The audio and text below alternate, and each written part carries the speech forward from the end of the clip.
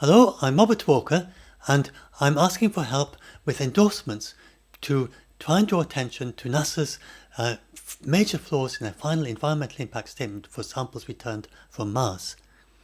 And my background is that I've been working on the paper on this very topic, so I've got a strong background in the planet protection literature on this and the major flaws in it. And the reason is that NASA has actually closed down and cut off communication. The engineers they've got nobody on their team who has any understanding of risk assurance or public health or planet protection literature. I'll show you a very clear example of this. So I'm going to go through and show you some of these things. And what I'm asking you to do, if you are willing, is to, first of all, any of these very clear things, if you're within your area of expertise, just to endorse that this particular thing is not valid, it hasn't been resolved, and just one thing that hasn't been resolved is enough to say that they shouldn't finalise it yet. And we'll find numerous of them. So that's the first priority, just to say that they shouldn't finalise it yet, and then to say that they should withdraw it, which I think is very clear as well. But we'll see what you think when I go and show these statements to you. So first of all, let's look at the Mars meteorite argument. So this is an argument. NASA say that the samples they're returning from Mars is absolutely central to the environmental impact statement, and so much depends on it. A lot of it just falls apart if this argument is invalid, and it is in fact invalid. So this argument, they say, is that you may know they're going to return samples in sample tubes with a small amount of Mars atmosphere and sealed in a tube. And it's like a miniature spacecraft for a microbe. NASA say that that any life in their sample tubes has already got to Earth, better protected and faster in a Mars meteorite. And a bit of background here for anyone who doesn't know, then the Mars meteorites from Mars, then the last one to leave Mars left about 500,000 years before human beings evolved, and the rocks come from the cryosphere, where the temperature is about minus 73 degrees centigrade, at least 3 meters below the surface. Modelling suggests at least 50 meters below the surface, so there's likely to never be any life, no recent life there from Zunil crater, unless by chance it hit a hot spot, which seems very unlikely.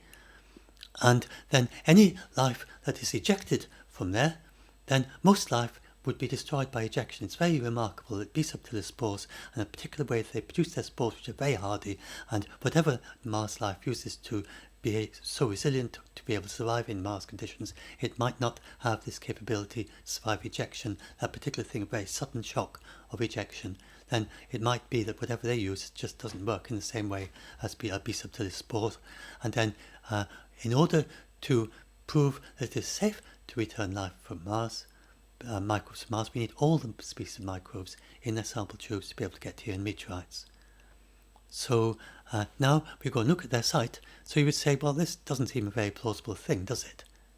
So, but then they have what seems to be a very respectable site, the National Academy of Sciences. Now you go and look at what it says. And it says, they say that potential Mars meteorites would be expected to survive ejection forces and pressure, and their side says the microbes may not be able to survive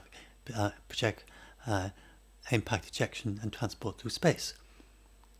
And it says very clearly it does not apply to samples from the Mars surface. So their own site rebuts the very sentence they've attached it to. So this is a very clear example, and they haven't got to page 5. This is from page 45, you go to page 5, and page 5 of this site says very clearly that the Mars meteorite is not valid as for samples returned from Mars. It is valid for samples returned from Phobos, because big impact on Mars 500,000 years before humans evolved. Then then samples from there already been ejected before they get to Phobos or Deimos, and then they've got an impact sterilization of no atmosphere to slow them down when they hit the Martian moons, and then that they say, well, that's a higher level of sterilization than the fireball of re-entry of the Mars meteorites that are returning now from 700,000 years ago. and so they are better protected in a Mars meteorite relative to being ejected from Mars than impacting on the Martian moons. And NASA's taken that completely out of context, and this is the basis of the entire environmental impact statement. So, if you are an expert on Mars meteorites, you have you have enough relevant expertise that you can actually say, I am an expert on something relevant to this, then if you can then endorse this and say, I know about Mars meteorites, this is not a valid argument, and NASA should not make this central to their final environmental impact statement, and so this should be withdrawn, or it should at least be, they should not finalize it. Then that is what I'm asking you to say. That's all you have to say. You don't have to endorse everything. Just one of these examples. So that's an example of someone who knows about Mars meteorites. So now let's look at an example if you happen to be an expert on public health. So this if you're an expert on public health, and these are two of the most important things, then there are several things that you could say as an expert on public health, and but this is one of the most extraordinary arguments they use.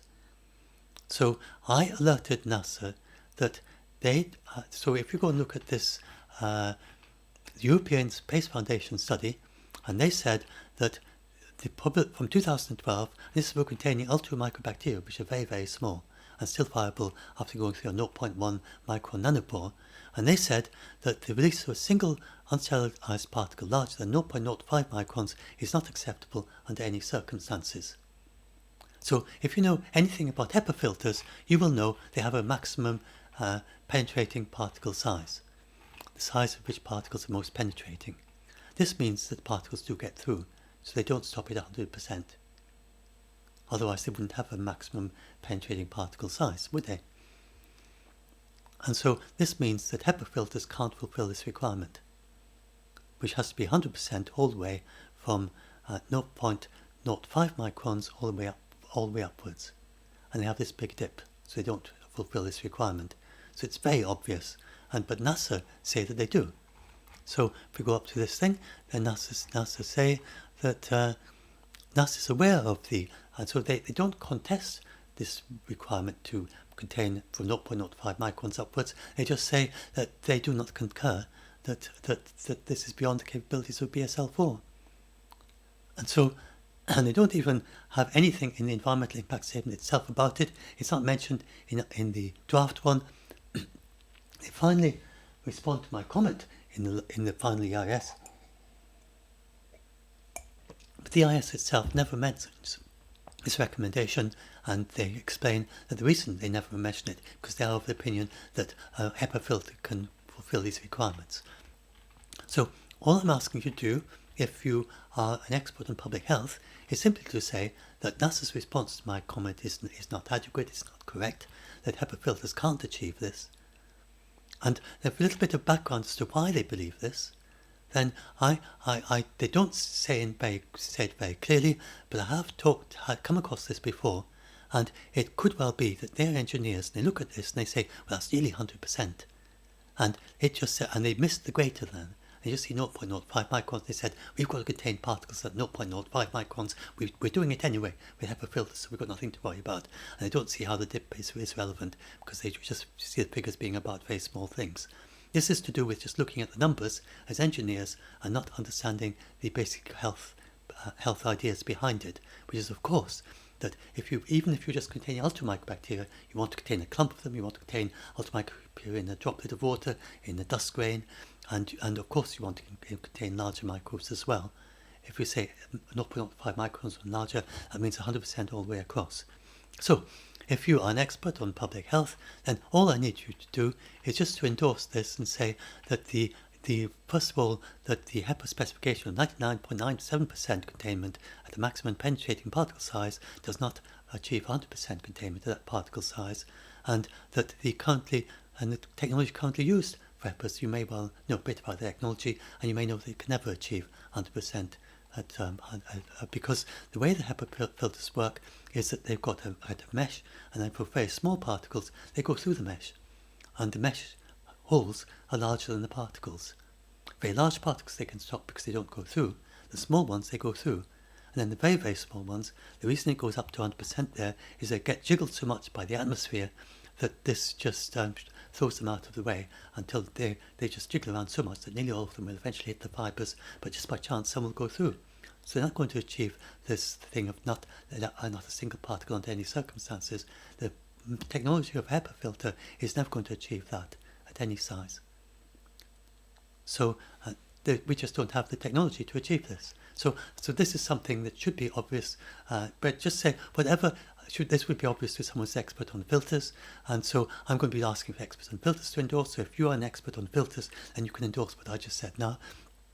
If you're an expert on public health, and endorse whatever you know from your expertise, such as that this is not the specification of a HEPA filter, and we don't have any filters that are specified to be able to do 100%. Just endorse whatever you feel comfortable endorsing that you know from your expertise, and then go on from that to say that therefore they have not given adequate response to our public comment, and the thing is that they are legally required under NEPA to give adequate responses to public comments like mine. So that's why it's all focused on what I say, because you don't have a legal status, and I do, because I commented, or unless you commented on it, then you don't have a legal status, so you can't legally say anything to them. But I can, so I'm asking you to endorse the things that I said, and say that you are legally required to look at this, and you haven't. So therefore, we recommend that the environmental impact statement is not finalised, and you could say you recommend it to be withdrawn because I raised this at the first round of public comments, and because they haven't looked at this, they haven't presented the public with a viable biosafety plan. And so the numerous things like this, and there are dozens of them. So now, if you go and look at my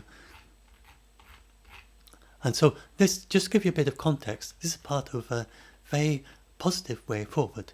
So what I'm saying is, it's absolutely clear from all these things, and then also risk assurance, and they say most absurd things about risk assurance. They haven't got a target probability, and they so if you're risk assurance, you go and go and comment on that, and they keep saying this really meaningless thing. Let's go and look at risk assurance. So they say, answer, no outcome in science and engineering processes can be predicted with 100% certainty, and they use that to just not pay any attention to what the public is saying, because they say that we have to take a risk. So if you're saying that that you can do it 100% safe, then you can't be right. So we're not going to listen to you. And they use that as basic argument quite a lot. And so, and I say many times that there are many ways, so you just need to endorse that we can keep Earth 100% safe. No action keeps Earth 100% safe. Sterilizing thoroughly anything returned from Mars keeps Earth 100% safe. And then my suggestions to return to unsterilized samples to a miniature lab, a detection lab above GO, that's no appreciable risk. And we could have a very high level of sterilization or never return anything from that lab. Or we could have a sterilization level of 1 billion years worth of ionizing radiation. There will be a level where the risk is just all the way down to no appreciable risk, or even you could say effectively zero risk. It's just inconceivable that anything could get through that level of sterilization. So just endorse that we can keep Earth safe. We're not required to take any level of risk with Earth's biosphere. Indeed, if we haven't got a level of risk that we think we've achieved a reasonable level of risk, then we just wait until we can. And we just don't have to approve NASA's mission on the basis that we have to accept a level of risk, and on this basis that no outcome in science can be 100% certain, because we can keep Earth's biosphere safe. So just very basic thing. From risk assurance, you can say we can, and also all the way through they keep looking at worst case, at best case scenarios, and you can best case scenarios, and you can say that we should look, so for instance they look at 10 human pathogens that co-evolve with humans, and this does not establish that all diseases co-evolve with humans. And then as an because then very obvious examples that they miss, like tetanus. And then another example, you could go and endorse for quarantine. So just go and have a look. So if you go and look at the so this is what I'm asking you to do as an expert on whatever your topic. So you go and look at a list of topics, and then maybe you know quite a bit about quarantine. So I go down here, I got a whole section on in situ instruments or whatever. Just whatever section, you go down to quarantine. And so if you go down to quarantine, then that just to endorse it, you need that if you've got a Mars receiving facility, then you do need to be able to respond to lab leaks. And then say, you can endorse what I say, that if we don't know what the disease is that we're containing, then we can't keep out, because we could have lifelong syphilis carrier like typhoid Mary, we could have something like leprosy, latency period 2 decades, fungal diseases. Just go through there, and if you check, and then you should be able to say, as a public health expert, that we can't use quarantine so we can't return samples to a lab which could have lab leaks if there's any risk at all from it. So then I'll give these example of vivid scenarios to make it very, very clear. So first of all, the ESF made very clear we need to categorize these as risk group for organisms, as equivalent like COVID, like widespread risk of high risk of community and individual harm, individual spread. And so it's very clear. It's like a house fire, very low level of risk, but it's very high significant. And so I made these very vivid scenarios, like what if we have mirror life on Mars? Most likely the nearest mirror life planet might be 1,000 light years away, but suppose we're so lucky that we actually have a neighbouring mirror life planet on Mars. It depends on how easy it is to have independently evolved life. If independently evolved life is very common, we could have a mirror life planet on Mars. It's one possibility, and it's not impossible. There could be present-day life there, and NASA actually plan to test their samples to see if they get anything to grow from them. So NASA themselves agree that there could be life in their samples, even though they talk about it being uninhabitable, but then they say they're going to be testing for life in the samples, see if they get anything to grow. So there could be life there. And so if you can endorse, for instance, if you're an expert on mirror life, then you can endorse that mirror life is a possible scenario, and we don't know there's a common ancestor between Martian life and terrestrial life. And then you could say that based on that, then we do have to take great care with Earth. And we can't assume that what we return from Mars is going to be safe. And then there's, so I then have the inspiration of a different vision for the future. This is not directed by the environmental impact statement, but this is about saying that in the future, this is trying to inspire NASA to say, well, they're very keen on sending humans to space. Well, if we find mirror life on Mars, and this is really their background motivation, why they're being so cavalier about planet protection, because they think this is the way to get humans to Mars quickly. So what this is trying to address that by saying, well, actually, if we find a mirror life planet on Mars, then we can never send humans there, but this would be very good for sending humans in space, because there's a huge amount of interest, and we certainly will have an outpost around Mars looking at this mirror life planet and orbiting it constantly, and we'll probably end up having a big settlement of people studying this mirror life planet from orbit that they can never land on safely. So that would actually stimulate and not stop space exploration, human space exploration. This is about the quarantine. I already talked about that. And then now this is my reasonable alternative. And so this is, I'm not asking you to endorse that this, let's see if I got this, and this is the right place. So I'm not asking you to, not that one. Yeah, I'll bring up the open letter. So I'm not asking you to say this is what we should do, but that NASA have improperly excluded this reasonable alternative, and they should consider it and look at it. And because they haven't, then this environmental impact statement shouldn't be finalised, and it should be withdrawn, in fact, because they should have looked at these things. Submitted in the first round of public comments, and they never looked at it. And the public has never had a chance to look at it and comment on it. So this is my proposal, which I submitted with the first round of public comments, and they just, they didn't even comment, they didn't even mention it. It turns out that NASA have been improperly pre-screening, and they have a requirement that anything that, if it searches for life, doesn't search for life on ground-based laboratories, then they automatically don't consider it as a reasonable alternative. So mine does institute searches it's based on the NASA Europa lander, and so my suggestion is this was a proposal to do in-situ searches on Europa, Jupiter's moon Europa. NASA's team, Mars sample return team, do not know about this Europa lander, and so they don't realise that there are actually quite a few in situ instruments that we could be using in space. And they use a very old site from 2008 to conclude that really is nothing we could do, so we can't do searching for life in space. So we have to return everything to the surface of Mars. I used this to pre-screen my thing, so they never looked at my attachment number 8. They said non-substantive, and so they never read my list of all the many in situ instruments that we could be using to study above geostationary Earth orbit. And so they improperly excluded it, so they didn't even look at it.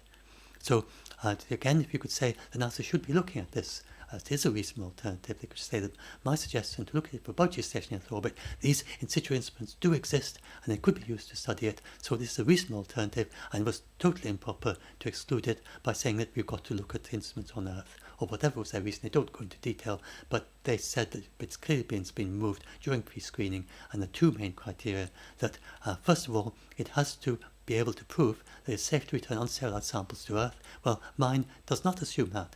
Indeed, I argue that we can never prove that it's safe to return unsterilized samples to Earth until we know a huge lot more about Mars, because there could be just 1 or 2 microbes in even in entire sample collection. So how can we prove that it's safe to return them unsterilized? So I have this reasoning, but they don't even look at it, because they say that we have to have a way of proving that it's safe to return samples unsterilized. Even if we are of the opinion that it's impossible to do that, we still have to do it, because it's a criterion. So they require us to find a way of proving that it's safe to return samples to Mars, even if we are of the opinion that it can never be done. Actually, if you look at NASA's own proposal, then their mission plan, all their samples are not going to be able to be released. They go immediately to hold in critical review, because the methods they're using have got too much forward contamination for even a very low level of assurance, even a 50-50 chance or something like that. They've got far too much contamination to even get down to saying, well, there's 50-50 chance that there's no life in it. They can't do that. Not even at that level, nothing like it. So they just can't deduce anything, because they've got so much forward contamination, and because we can't grow most life, and you can't do an inventory. In fact, their inventory had like 1,000 different, well over 1,000 genera with not enough reads to know what they were out of 98 swabs they did of the Perseverance clean room. So they don't have inventory of what they sent to Mars, and anyway an inventory wouldn't work. So it doesn't really work, an inventory, and especially with the high level of contamination they have. So, and then this has been endemic for a long time. I've now realised, I didn't realise this until I found out about all this, and I did a bit of research into the history, that they have been not listening to engineers, and engineers have not been listening to planet protection officers, and this has been going on for a long time. Since 2016 was the last time that the Planet Protection, before they closed the Planet Protection Subcommittee, at that time this Planet Protection Subcommittee was saying to NASA that you have got too much contamination in your sample tubes. And NASA's engineers said, okay, we'll just dismiss you, and we're just not going to listen to you. And so they eventually closed down the Planet Protection Subcommittee because the engineers weren't listening to them. As a result, the amount of contamination in the sample tubes that they're going to return from Mars is 8.1 parts per billion, and the astrobiologists say that it should be well below 1 parts per billion of what they're looking for, what they're expecting to find on that, and that is for samples that are dug from below the surface. If you look at the surface samples, there's virtually nothing there. Very unlikely to be anything detectable on the surface. Astrobiologists are very clear. If you're looking for past life, you need to drill. They're not drilling. And then if you look at their samples, then if you've got 100 parts per billion, a very young exposed sample, then within 70 million years it's down to 0.1 parts per billion, and of the organics, of recognizable organics. So all of the rest is just chopped up into tiny little bits like oxalic and formalic acid and benzoic acid.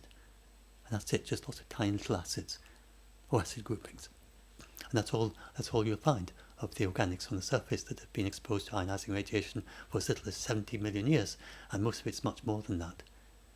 The youngest exposure age that Curiosity found was 80 million. So these sample tubes, they're just going to be absolutely virtually useless, probably highly unlikely to be of any interest for past life, highly unlikely to be of any interest for present-day life, because these levels of contamination, that's like thousands and thousands of multi-microbacteria, and even many more if it's like a ribocell or something. And we might only have just a few for the entire sample collection of viable life microbes in it, especially if it comes from like distant in the dust storms. There could be ways that Mars life can travel thousands of kilometers in the dust storms, and just very occasional microbes get to the site, but one of them happens to be in our sample tube. So this is a situation, so I say we can't do the safety testing, and so we need bonus samples, and I've got these worked out ways of returning a clean sample of dust, and that'd be very good to try and find if there's life coming in the dust, as much dust as we can return. A clean sample of the atmosphere, because the atmosphere samples in the sample tubes, they're going to be pretty useless for astrobiology, even if we're looking at the present day chemistry on the surface, and compressed in a clean tube. And then a clean sample of dust, absolutely totally clean container, because the engineers were saying we don't want to enclose, to make the entire sample acquisition apparatus 100% clean, because there's too much risk that we just won't be able to open it, and then we just can't go ahead with acquiring samples. So they said, therefore, we've got to have contamination there. So this is what you've got.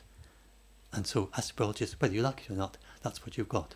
You've got 8.1 parts per billion all the way through all the samples they've returned from Mars, and 0.7 parts per billion for the most abundant biosignature. So based on that, then they're going to be very highly unlikely that there's anything of interest for astrobiology. So my bonus samples are to rescue this mission.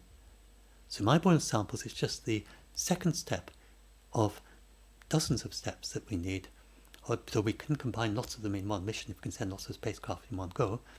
So my second step is to add a bonus clean containers, 100% clean, no organics, no life, nothing. We know how to do that. Send a thimble full-sized container like that. We know how to do it, and just pick a little bit of dirt from the surface, and this will be used to work out what it was that Viking spotted. Because the first thing we need to do, follow on from Viking, is what did Viking actually see? There's still this division. Some people still think it's life, some think it's chemistry. It's most likely complex chemistry, but what was the chemistry? And they don't know yet. They haven't got a fully worked out chemical explanation, so we didn't know what the chemistry was that Viking discovered. Very basic thing. It doesn't make sense that back in 1979 and still in 2023 we have no idea what the chemistry was, because they've never sent anything to Mars that is sensitive enough to be able to detect enough about the chemistry to be able to work out what Viking saw. So we absolutely have to do that. And then the other things I see as top priority is the dust and the atmosphere. And then the astrobiologists say that it's very important to get a small sample of salt. So they've got Mars copters. If there's any just little patch of salt anywhere in Jezero crater that they can access, then the Mars copters, I'd say, ask the Mars copters team, give it the possibility to communicate. Because they can actually, Mars copters can travel very fast, 3 times, 4 times faster than the rover. And they, as long as they can give them the capability to communicate over a few kilometers, then the Mars copter can go flying over in a week or two. It can go quite a distance. In 10 days, it can go several kilometers, and then it can come back again. And so it could go and pick up a salt sample, for just a small bit of salt from some interesting place, and return it completely clean, 100% clean, because it would take a sterile container and just pop it over it, and it would just automatically pick it up. And then the most important thing that astrobiologists say we need to, for past life, then to find a way to dig to depth. We can't do that, but they have said that that another possibility is to look for a young crater. Well, if you look at crater statistics, we should have a crater that is certainly absolutely, almost virtually 99.999 several 9%. There is a crater in Jezero crater that is less than 100,000 years old. So that is really very young, and so that's reasonable enough so that you would be able to find meaningful, interesting organics from that. If it's been excavated so recently, if we're lucky enough to find craters that impact into organics. So we should be looking and scouring the images, trying to find which is the youngest crater there. And ideally, there's a possibility even as one has formed since Perseverance got there. It's just a few percent, but it's certainly worth looking for, because if there is one, then that's like bingo, that's a bonanza. because then we can find out what's actually we know it was formed just a few years ago, and go and visit that one. And so, and we very likely find ones less than 10,000 years or less than 30,000 years, and highly likely that it's really quite a young one, just a few thousand years old, and we just need to go and find it. So then, having done that, then we make sure that the ESA fetch lander lands with a landing ellipse that includes that beyond crater. And then that means that as long as we can do communications via the Mars copter to the Mars copter over the entire range of the landing ellipse, then that means that we can send a Mars copter to pick up a sample from that, send Perseverance to go and look for past organics, send the Mars copter to pick up a pebble from the same strata, nothing to do with well away from Perseverance, but Perseverance tests the same stratum in order to check that it's interesting, it's got organics in it, and then we return it in a very clean sample from that. So this is just this is not meant to find answers to basic problems in astrobiology. This is just the first step in searching for past life, the second step in searching for present day life, because that was what Viking was doing. And the first step searching for past life is highly unlikely to find it, highly unlikely to even find any traces of it. But you've got to start somewhere. And so that's what this is. So that's my plan. So this is a very positive future, and this is something that plays to NASA's strengths. These are things that NASA are very good at, sending missions. We can't, NASA is just hopeless. Past history, it just doesn't know how to do biosafety. You wouldn't go to NASA to contain an Ebola outbreak or to contain bird flu or monkeypox or something. You wouldn't go to NASA for that. Just like you wouldn't go to CDC to oversee a mission to Mars without any help from NASA. And NASA could do it with help from the CDC, but the engineers just don't listen, so there's no point in that, because it's just too systemic. It wasn't anyone's decision. It wasn't that someone said, don't listen. It's just engineers weren't listening, and so there was no point in the CDC still trying to talk to them, so they just closed it all down. So what I'm saying then is that it would be, it's really, I think it's beyond the capability of NASA to change in such a fundamental way, but what they can do is they can change to this approach or some other reasonable suggestion, but this is a reasonable suggestion, so I'd just say if you could endorse that this is a reasonable suggestion that they should look at and they should consider, and this would keep Earth 100% safe. And then if you look at my reasonable suggestion in more detail, so this is about all the mistakes. Then where's my endorsements page? So yeah, that's my endorsements page, right? So now if I go and look at my reasonable suggestion in more detail, so this is a very, very positive thing that I'm suggesting for them. So yes. So where's that open thing? Just a minute. I just want to explain there. There's one other thing.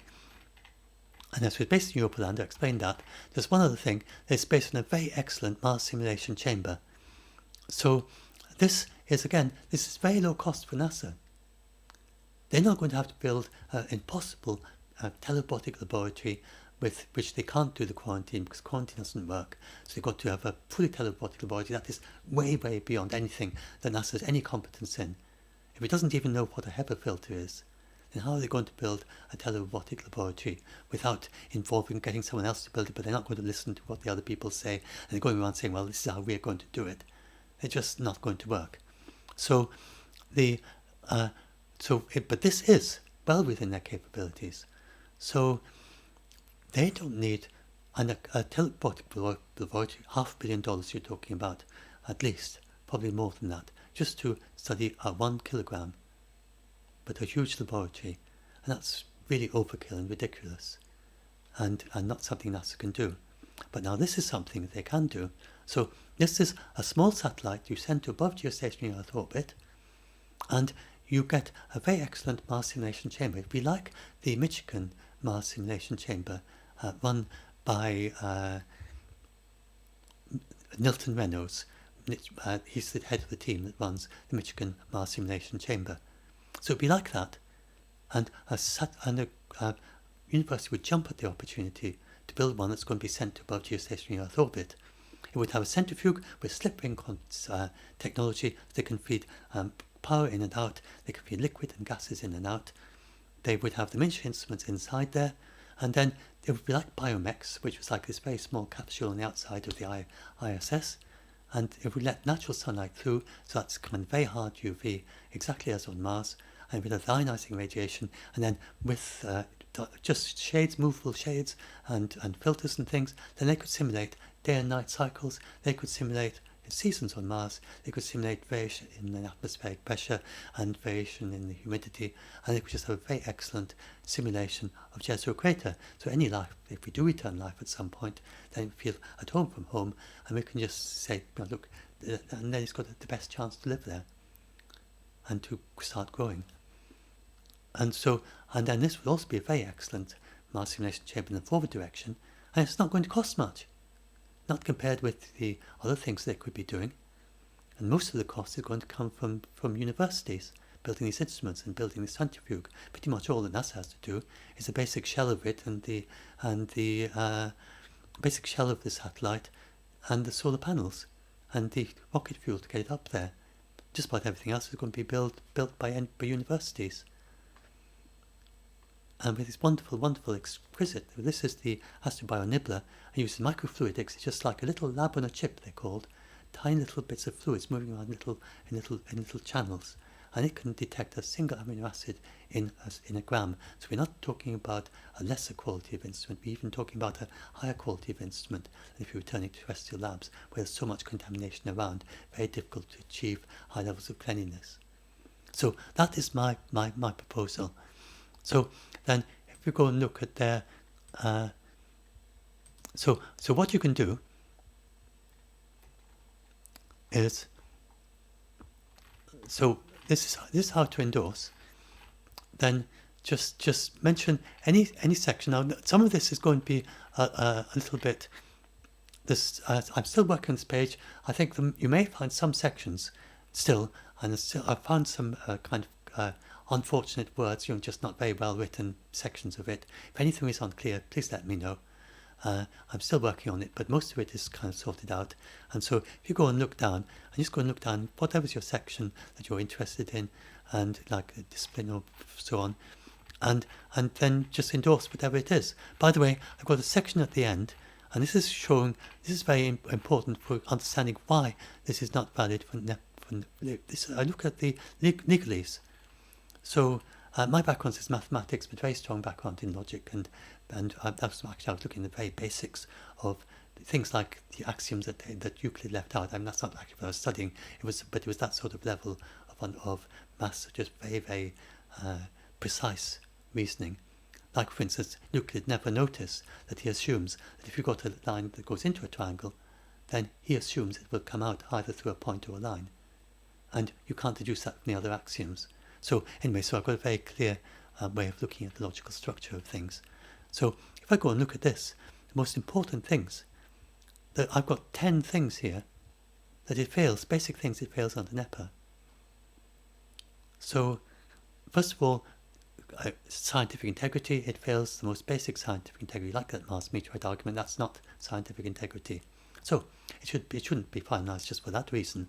You shouldn't finalize an EIS that has no scientific integrity. Then you've got the requirement to provide rigorous analysis of reasonable alternatives, and NASA doesn't consider those 3 very reasonable alternatives of sterilize all samples, search for life in situ and defer return, or return to a miniature life lab detection lab. Now here I'm talking about things that were presented in public comments, so they're actually legally required to look at them. There may well be other ones, and that last one was me, and the first one was quite a lot of people, and the other one, the middle one, was Chester Everline, and they're required to look at those, and they don't look at those, they just dismiss them in comments, and they don't even mention them in the environmental impact statement. And as I said, they improperly pre-screen that they've got these very narrow criteria, and the Council of Environment Quality says that an agency also has to look at alternatives that don't meet the applicant's listed goals, but better meet other policies. For instance, if you look at sterilize all samples returned to Earth, it doesn't meet all the listed goals, but actually it makes almost no difference, because if you think about it, the geology, there's no chance of astrobiology really in it. So it's not going to impact on the past or present day life searches to sterilize everything. Then when you look at the geology, then the geological specimens do change, but 3 million years is most of the changes happen in the first 3 million years of ionizing radiation on the surface of Mars. That's enough to turn the white halide salt crystals blue and to turn white quartz crystals a brownish colour. That happens in the first 3 million years. And beyond that, they're permanently at that colour. And then there's very little, not so much happens after that. So the geology has already been altered by ionizing radiation. So there's virtually nothing going to be affected by the ionizing radiation, because you're not going to get anything as young as 3 million years exposure age. Minimum, probably 80 million years, that's the youngest for Curiosity. So sterilizing all samples returned to Earth, it's not going to do anything to the geology, highly unlikely. And it's not going to do anything to the astrobiology, because there probably isn't any astrobiology because of the high level of forward contamination. So, and then it protects Earth and keeps our inhabitants and our biosphere 100% safe, and Nestle improperly excludes that because they say that they have two reasons for including all these. First of all, because it's not going to be searching for life on unsterilized samples on Earth, because it's sterilizing everything that returns to Earth. And the other is because, and even though it's going to be absolutely useless in these samples, but they still have that as a requirement. And the other requirement is that it has to be able to do safety testing and prove that it's safe to return unsterilized samples from space. And of course you can't do that if you're sterilizing everything returned to Earth. But that's the whole point. You don't need to, because it's safe. So you don't need to prove that it's safe in order to return it unsterilized. That's the entire point. That's why you do it, because you can't prove it's safe. And so I reason that we just simply are not at the stage where we know enough about Mars to be able to prove that it's returned anything safe from Mars. Because there could be especially with the dust, and I think there could be just one dust grain somewhere with one microbe in it, and somewhere only, or a little bit of dirt or a little bit of rock, and there's just one microbe there caught in a crack and you just haven't spotted it. You can't prove the samples are safe, given the possibility of ultra low levels of life on Mars. So they've improperly excluded that, and exclude the in situ one and return samples. They've just improperly include all that, and say the rule of reason continues to guide decision making. They haven't used the rule of reason, and then they require them all to be able to release samples, yes, so unsterilized, and their very own samples are not going to be able to do that. If you go and look at it, just far too much contamination for even the slightest chance of even a very low grade decision that maybe just possibly there isn't life in it. You can't even get to that point. So then it's required to use an interdisciplinary approach. So that is in here. What's very striking is that they are clearly don't know how to communicate with the general public. So this is a major failing. And this is all the samples. So as I say, I've got very familiar in the planet protection literature on a Mars sample return. I've read all the big studies on Mars sample return, and they all say very clearly, they say that all the big ones this century anyway, and I looked a bit at the ones last century too, and they say very clearly that you've got to engage the general public. And if you don't do that, then you can be pretty certain the mission is going to fail. And NASA don't have a clue about this. So we've got to have, so the one thing they don't need to have a biosafety laboratory, they don't need to have a biosafety plan. They can, as long as they get a high level of sterilization. So we can see this, with this it'll be how they decide the level of sterilization. This will need to be seen very transparently, globally, as being done in a very transparent, open way, and everyone can see is safe. So in order to do that, they're going to need to have a panel of experts on synthetic life, on early life, on methods of sterilizing, and anything relevant, planet protection, public health, human diseases, anything relevant, then a big panel and very open, and the public be able to talk about all this, and everyone has to understand that if you're relying on sterilization, then the sterilization is going to keep it completely safe and get to the point. And if you don't have that confidence, then you just don't return anything yet until the public are 100% confident and are behind you that your samples are going to be safe. If you don't do that, then you're heading for disaster. And NASA's not even looking at that. So this is the one thing that they do have to do. And then another thing is very clear from all the way through. There's clearly nobody there. If you don't understand how a HEPA filter works, there's nobody there who has the basic understanding of public health. And if they don't understand the meteorite argument, then they have no familiarity with that is false. They clearly have not even read their own sites on planet protection. They've not even got to page 5 of the most important site. They haven't read it consecutively as past page 5, the most important site on planet protection in the entire environmental impact statement. So they clearly don't have people in the necessary disciplines. And clearly the risk assurance is just not done properly at all. So they didn't do that properly, and then doesn't identify reasonable opposing views such as the meteorite argument is invalid. They don't identify that at all. They never identify even that their own site is opposed to them, to what they say. So they should identify reasonable opposing views, responsible opposing views. They don't identify responsible opposing views in their own sites. So that is a major failing. And the site, of course, is far higher scientific integrity than NASA's environmental impact statement, and that they don't identify the opposing view in their site. And they don't cite any major views. They don't mention at all that the European Space Foundation study says that the organisms should be contained as if they were risk group 4, so high individual and community spread, and then adds an extra note in European Space Foundation, hardly manageable or predictable, because you have no idea of what kind of biology it is, what kind of life form it is. You don't even know if it's related, got a common ancestor. So in that situation, it's something unprecedented. We've never had something like that. But something like that was happened to also be harmful to humans or harmful to our environment, like mirror life, then it's just nothing we've ever encountered before. And so they should be contained. Even these things are likely extremely unlikely that we return independently evolved life on Mars. I think many people would say that, unless life evolves very easily. So some people would say, well, actually, some people would take the point of view that actually independent life is always evolving. On every planet has got independent life. And so if you've got that optimistic view, then Mars could have mirror life. And so it's impossible to really assign a probability to that. But it's certainly a possibility. And we have no idea of knowing how many planets there are in the universe or in our galaxy, and they've got life on them. If we had maybe once we've got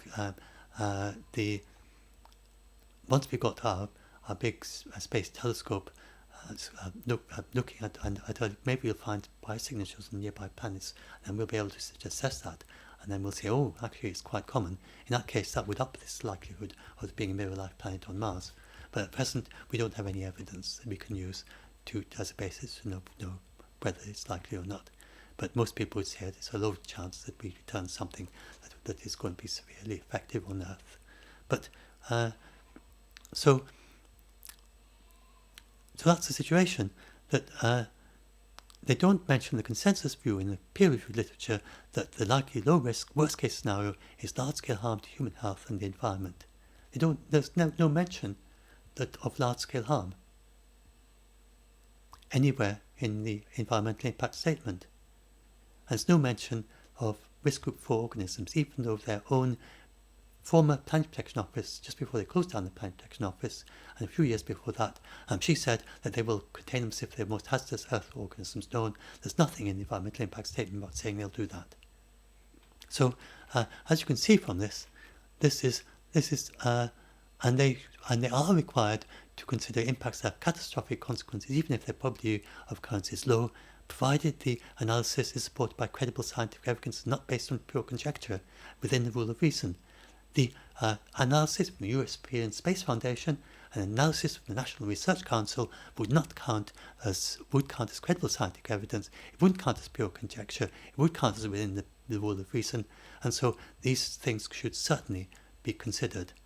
And even though it's a low risk of catastrophic consequence, it definitely needs to be considered. So you can see, and then as a result of not mentioning large-scale harm, then the dozens of things well, look at all these. I think it's executive orders 1, 2, 3, 4, 5, 6. There's 6 is that 6? 1, 2, 3, C, D, E, F. There's the 6 executive orders that they don't need to look at because they've said that there aren't going to be any large-scale effects. And there's 2 federal laws, and then there's I'm sure that they have not even considered things like mirror life for executive orders that they should be looking at. And I bet there are other things that they should be looking at, which the authors of this NASA faculty design guide, they just haven't thought to even include things that would be relevant if you're turning something like mirror life, because that would have very wide, large-scale effects on Earth's biosphere. And what would that do for farms if there's mirror organics spreading through the soil? That's not the sort of thing that they would even think to include, as what executive orders are there that are relevant to considering something like that. So and then the European Space Foundation, so I'm going to be talking about that, then they also have to look at large-scale effects because they are involved in this. And all of this is bypassed if they don't return the samples or return them sterilized. So that's the whole point in this. So I'm not saying, oh, everything doom and gloom, you can't do it. I'm saying we've got a solution. You're clearly not competent to do this. You haven't got the right people on your team. You haven't got the right disciplines. But there's something that is very well within your capabilities that you can do. So go for it. Go that way. So that's what I'm asking for endorsements. So please endorse anything that if you think this general message is a good message, then please endorse anything. Just the message that NASA is that it's not ready. That is enough. That they're not ready to go ahead, then that's enough to endorse.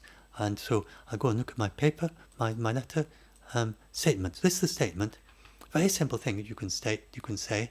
So if you go and read the statement, I mentioned that the European Space Foundation has said that samples will contain if the most hazardous Earth organism known, risk group 4.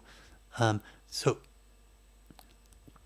that's they don't say the most hazardous organisms known. I say that.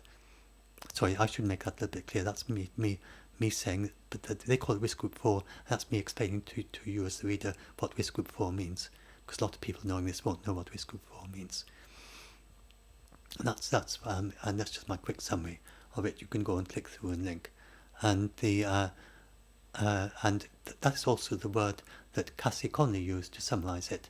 And that's NASA's former first planetary protection officer, and she said we're going to contain them as if they're the most hazardous Earth organisms known. I could put that in quotes and say that as Cassie Conley put it.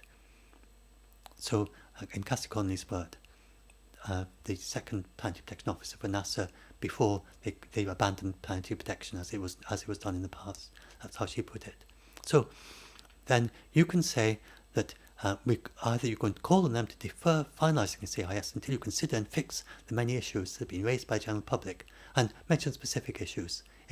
And you can mention any of these specific issues that I've raised, or any other issues that you notice. I've got loads of them in the endorsements page, and things that you can endorse, and then you can see the issues, and you can click through. And there's another page where I have my responses to the environmental impact statement, and you can use that as a resource if you want to do some more research into it. Go and read it yourself, or whatever, as much or as little. But I think there's enough here that I've just said in this not that long video, and hopefully it's not this long. Then enough here so that you can just already see. And you just need to check some of the things I just said. Then you know that it's not ready, and they shouldn't finalise it. We've got an 8th of July to stop them, but I'm going to keep going after that if they don't stop it, and just keep on saying, NASA, you should withdraw this, you shouldn't do this, and try and get some publicity or whatever, because I hope you can understand where I'm coming from, and hopefully by now some of you who have watched this, then you're on the same page. And then if you are, then please, there are two things you can do. You can call them to fix the many issues and defer finalising until they fix them, or you can call them to withdraw the EIS, and then I'll add your name on this page if you agree to either of those. So it's a very simple thing you can do. And then you can also go and endorse anything that your speciality is relevant to. such as if you're an expert on HEPA filters, then just endorse that the European Space Foundation requirement does not extend, is not satisfied by HEPA filters. Very simple thing you can do, and then that means that this is not a finalized EIS, because they should have looked at that, and they didn't. So since they didn't, and they improperly rejected my comment, then they can't finalize the EIS.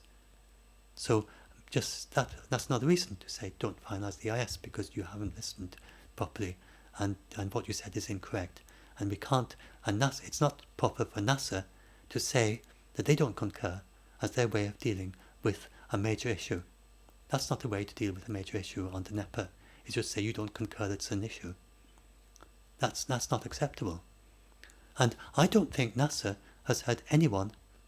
So they talk about need for, in the Mars sample return studies that I've looked at, they talk about the need to have legal experts. They say that's very important. I don't think NASA has talked to a legal expert. I don't think they've talked to a NEPA lawyer. I think they just were to bring up a NEPA lawyer and say, this is what we're doing. A NEPA lawyer would say, well, that's very dicey. You're taking a big risk there. If anyone were to try and take this through the courts, then you've pre-screened things you shouldn't pre-screen.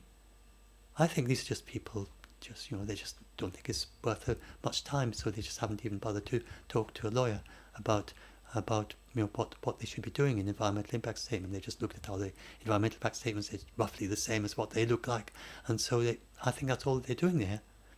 I think these are people just winging it, and they're only interested in engineering. They're not interested in law, they're not interested in social things, they're not interested in public health. They're just interested in being able to get back as quickly as possible to working out the engineering in order to send spacecraft to Mars and do the next stage of whatever it is that comes next with interesting engineering, whatever it is. I think that's what's going on here. And they don't have, it's above their pay grade to change the mission plan. So it makes them in a very difficult situation. They have to change the mission plan, because who's going to change it? So I think it's something like that. But we just have to deal with this and really draw attention to them and say, this is not, you've got to sort this out, find a way to sort it out. And there are people there. There's Chester Everline, we know he's there, we can't liaise with him, I can't liaise with him, he said that he can't engage, but there are people there. Please, Chester Everline thought very strongly about it to say what he said when he commented on Chester Everline, a public risk assurance, and saying that he doesn't see I talk about that. He doesn't see probabilistic risk assurance being done properly here, and he said that they should defer the mission until. Well, you find it on my page and in several places I talk about it. That they should defer the mission till they do the probabilistic risk assurance, unless they can prove the Mars meteorite argument, and they obviously haven't done that. So anyway, this is just to give you some flavour. So let's hope that some of you can endorse this, and then we can maybe get the ball rolling, and I hope that will help. And then so let's go and look at the open letter, and this is what it's all about. And let's keep Earth 100% safe and make this an even better mission when you turn samples from Mars in the 2030s.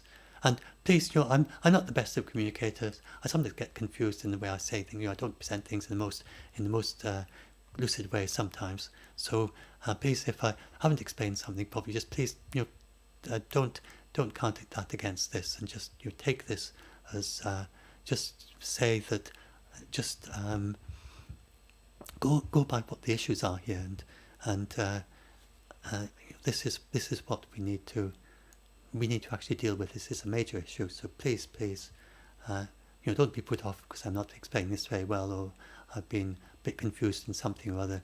Please just go by. This is a major issue, and we really do need your help to endorse this. So please, look at the issue here, and look at what's going on, and we really need to do something about this. And I hope that some of you will agree. So thanks very much for listening.